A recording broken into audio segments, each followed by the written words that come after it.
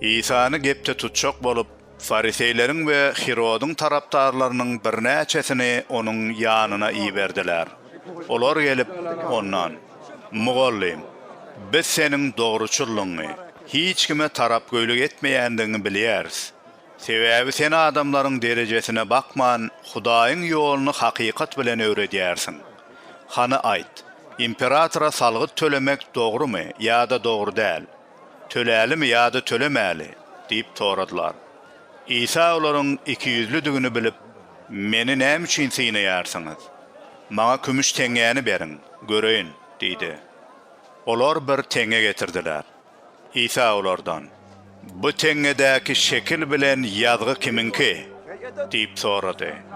Olar: "İmperatorynky" diýip jogap berdiler. İsa olara: "İmperatorynkyny imperatora, Hudaýynkyny Hudaýa beriň" diýdi. Olar ona hayran kaldılar.